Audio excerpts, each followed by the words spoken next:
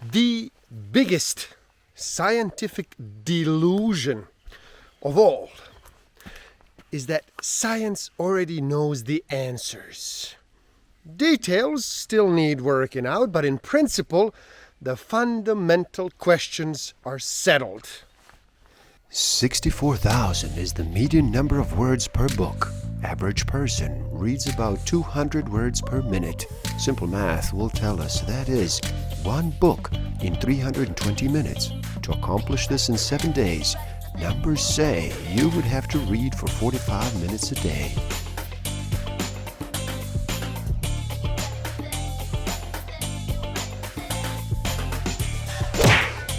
Don't forget to subscribe. Hit that notification button, like, comment, and share. Enjoy. Welcome to the Book of the Week series. Every week as I read another amazing title, I share it with the world. My name is Igor S.F. Walker, and today we look at the science delusion, Freeing the Spirit of Inquiry by Rupert Sheldrake. So how about you slow down and relax? Reduce all that noise for just a bit. Make that choice and decide to listen. In this video, we look at one of the world's most innovative scientists who shows us that science is being constricted by assumptions that have hardened into dogmas. In the skeptical, questioning, and the explorative spirit of true science, this journey will radically change your view of what is possible and give you new hope for the world. So stick around till the end. I will share with you some tools I haven't used that will help you tremendously in this game of life. Discover a way to find out what actually motivates you. What innate human need is driving all of your decisions and your behavior. I will share some tools to improve your self-awareness, social awareness, self-management, and relationship management. It is not anti-scientific to question established beliefs, but it is central to science itself. At the creative heart of science is a spirit of open-minded inquiry. Ideally, science is a process, not a position or a belief system. Innovative science happens when scientists feel free to ask new questions and build new theories. Dogmatic ideology, fear-based conformity, and institutional inertia are inhibiting scientific creativity. Contemporary science is based on the claim that all reality is material or physical. There is no reality but material reality. Consciousness is a byproduct of the physical activity of the brain. Matter is unconscious. Evolution is purposeless. God exists only as an idea in a human mind and hence in human heads. Many scientists are unaware that materialism is an assumption. They simply think of it as science, or the scientific view of reality, or the scientific worldview. They're not actually thought about it, or even given a chance to discuss it. They absorb it by a kind of intellectual osmosis. Most scientists share a model of reality and a way of asking questions that is called a paradigm. Now, the ruling paradigm defines what kinds of questions scientists can ask and how they can be answered. Normal science takes place within this framework, and scientists usually explain away anything that does not fit. Now, anomalous facts do accumulate until a crisis point is reached, and revolutionary changes happen when researchers adopt more inclusive frameworks of thought and of practice and are able to incorporate facts that were previously dismissed as anomalies. All different worldviews can be summarized as follows. We're going to look at the worldview, how it views God and how it views nature. For example, worldview, traditional Christian. God is interactive and nature is a living organism. Worldview, early mechanistic. God is interactive and nature is a machine. The worldview, Enlightenment deism. God is creator only and nature is a machine. Romantic deism. God is creator only and nature is living organism. Romantic atheism. There is no God, but nature is a living organism. And materialism. No God and nature is a machine. Our private relationship with nature presupposes that nature is alive. For a mechanistic scientist or a technocrat or an economist or a developer, nature is neuter and inanimate. It needs developing as a part of human progress. But often, the very same people have different attitudes in private. This division between public rationalism and private romanticism has been a part of Western way of life for generations, but it is becoming increasingly unsustainable. No machine starts from small beginnings, grows, forms new structures within itself, and then reproduces itself. Yet plants and animals do this all the time. They can also regenerate after damage. To see them as machines, propelled only by ordinary physics and chemistry, is an act of faith. And to insist that they are machines, despite all appearances, is dogmatic. Attempts to explain organisms in terms of their chemical constituents are rather like trying to understand a computer by grinding it up and then analyzing its component elements, such as copper, germanium, silicon. Certainly it is possible to learn something about a computer in this way, namely what it is made of. But in the process of reduction, the structure and the programmed activity of the computer basically vanishes. And chemical analysis will never reveal the circuit diagrams, and no amount of mathematical modeling or interactions between its atomic constituents will reveal the computer's programs or the purposes they fulfill. The mechanistic theory of life has degenerated into misleading metaphors and rhetoric. Organized systems are all nested hierarchies. At each level, the whole includes the parts. They are literally within it.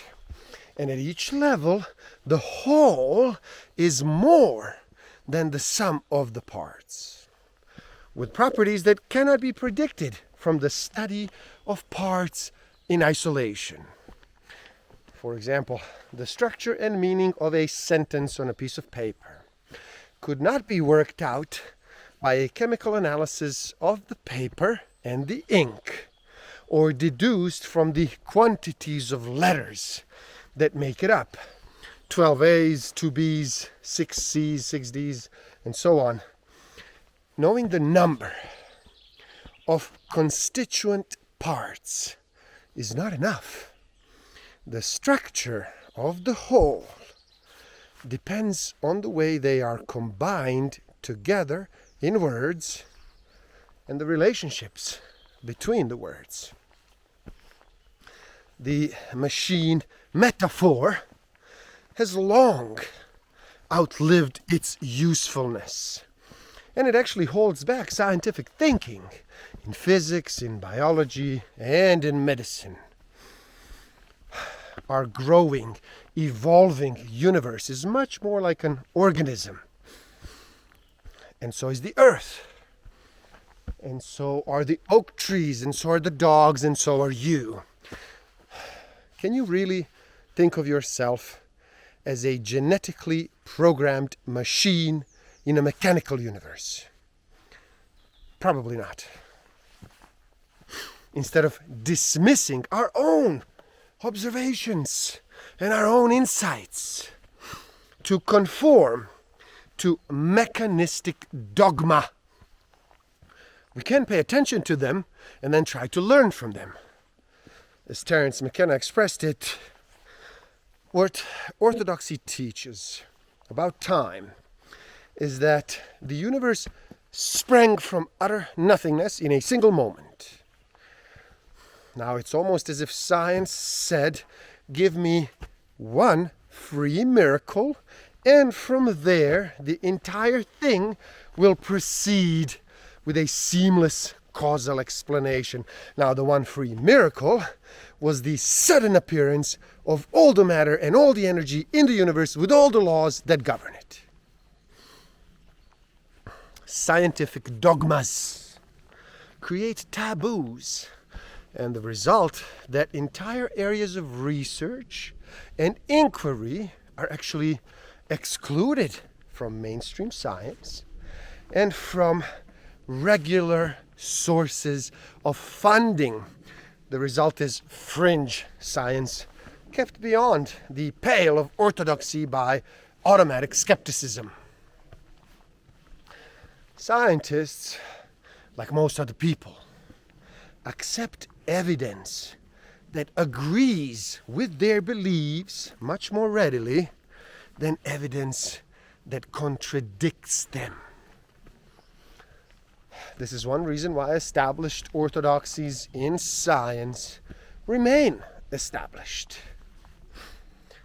Although most people do not realize this, there is a shocking possibility that living organisms draw upon forms of energy over and above those recognized by standard physics and standard chemistry. Now we should feel very sober and even a little afraid at the power of human credulity, the capacity of human mind to be gripped by a theory, by faith. For this particular denial is the strangest thing that has ever happened in the whole history of human thought, not just the whole history of philosophy. There's always a third possibility, that the facts support a new, alternative way of looking at the mind-brain problem that is significantly different from the rather crude materialistic view that many neuroscientists hold today, and also form the religious point of view. Only time and much further scientific work will enable us to decide. The conventional materialist assumption is that memories are stored as physical traces within the brain. Now, repeated failures to find memory traces fit well with the idea of memory as a resonant phenomenon, where similar patterns of activity in the past affect present activities in minds and brains. Individual and collective memory may both depend on resonance, but self-resonance from an individual's own past is more specific and hence more effective. Animal and human learning may be transmitted by morphic resonance across space and time. The resonance theory helps account for the ability of the memories to survive serious damage to brains, and is consistent with all 5 basic kinds of remembering. Minds extend beyond brains in time as well as space. We are connected to the past by memory and habit, and to the future by desires, plans, and intentions. Are these memories and virtual futures contained materially within brains in the present, or are minds connected to the past and future by non-material links? The conventional answer is that our memories and intentions must be inside brains in the present. Where else would they be? The computer metaphor reinforces this way of thinking. Dogmatic skeptics reject all the evidence for psychic phenomena because it conflicts with the materialist worldview. Even so, most people claim to have had telepathic experiences. Numerous statistical experiments have shown that information can be transmitted from a person to a person in a way that cannot be explained in terms of the normal senses. Telepathy typically happens between people who are closely bonded, like mothers and children, spouses, close friends. Other psychic abilities includes premonitions and precognitions, as shown by animals' anticipation of earthquakes, tsunamis, and other disasters. Human premonitions usually occur in dreams or thought intuitions. In experimental research on human presentiments, future emotional events seem to be able to work backwards in time to produce detectable psychological effects now. If the state-sponsored monopoly of materialism is loosened, scientific and clinical research could look at the role of beliefs, faiths, hopes, fears, and social influences in health and in healing. Systems of therapy could be compared on the basis of their effectiveness, and then people could choose those that are likely to work best for them with the help of an informed advisor. Diet, exercise, and preventative medicine programs would also be compared on the basis of their effectiveness. The nature of placebo responses and the power of the mind could become valid fields of research, as would the effects of prayer, meditation, and other spiritual practices. An integrative medical system could empower people to lead healthier lives. Doctors and patients could become more aware of the innate capacity of the body to heal, and could recognize the importance of hope and of faith. Comparative effectiveness research provides a way of finding out what works best. An inclusive, integrative medical system is likely to be cheaper and more effective than an exclusively mechanistic system. For those who idealize science, scientists are the epitome of objectivity, rising above the sectarian divisions and illusions that afflict the rest of humanity. Scientific minds are freed from the normal limitations of bodies, emotions, and social obligations.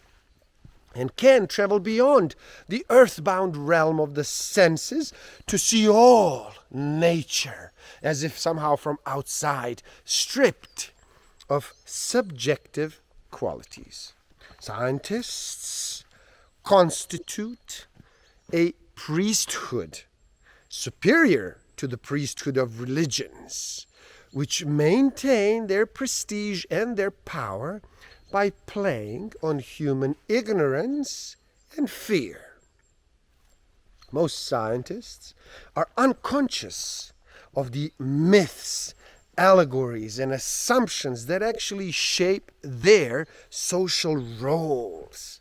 And the illusion of power, these beliefs are implicit rather than explicit, and they are powerful because they are habitual. They are unconscious and are therefore rarely challenged. In the academic world, promotions, grants, career prospects, the status of university departments, the status of entire universities depend on scientific publications in peer-reviewed journals. The more publications, the better. And the higher the status of the journals, the better. One effect of this system is to encourage and reward the selective publication of positive data. Another effect is to discourage original risk-taking research. Most of the many thousands of scientific journals are now owned by a small number of highly profitable publishing conglomerates. Scientists are often imagined to achieve a superhuman level of objectivity. Disbelief is sustained by the idea of disembodied knowledge, unaffected by ambitions, hopes, fears, and other emotions.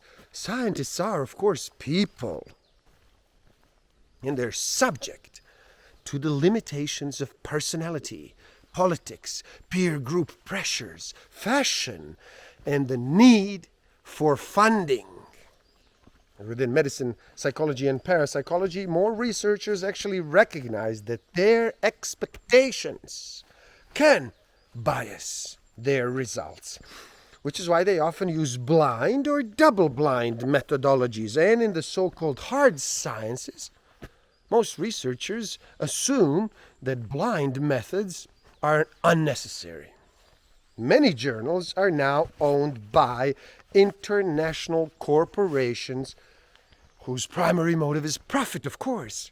Fraud and deceit in science are rarely detected by peer review systems, and they usually come to light as a result of whistleblowing.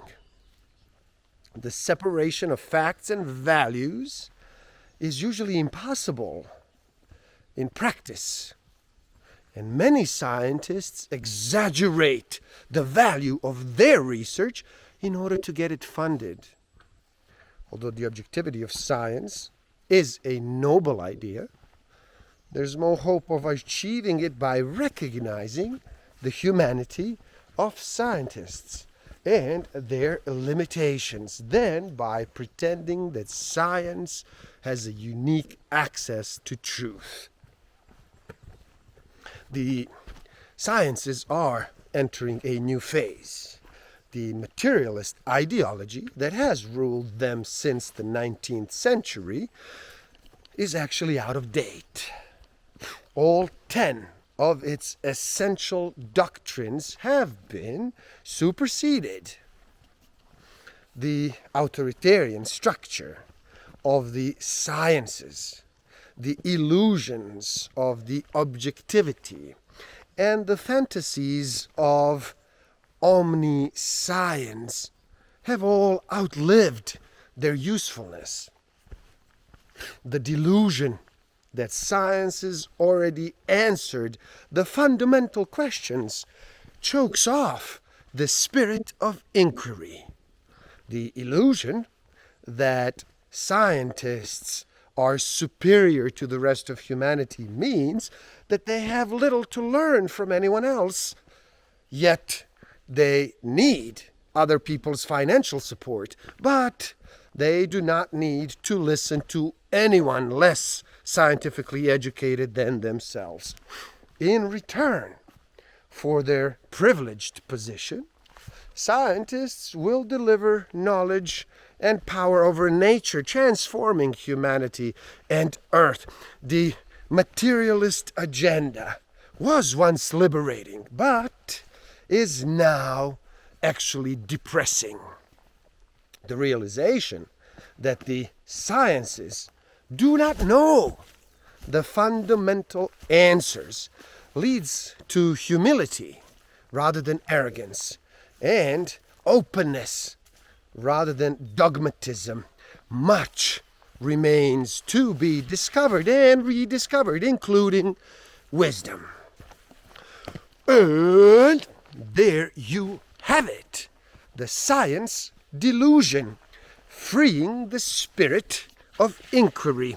Please do help out. It is easy. Simply like this video so more people can enjoy it. Like it. Get that algorithm going so more people can see it. Share it too. And spread the word. Share it. This is important information. Leave a comment and share your thoughts. Talk to me. Talk to each other. Ask questions. Be scientific. Subscribe to my channel and stay up to date. Click on that little bell thingy.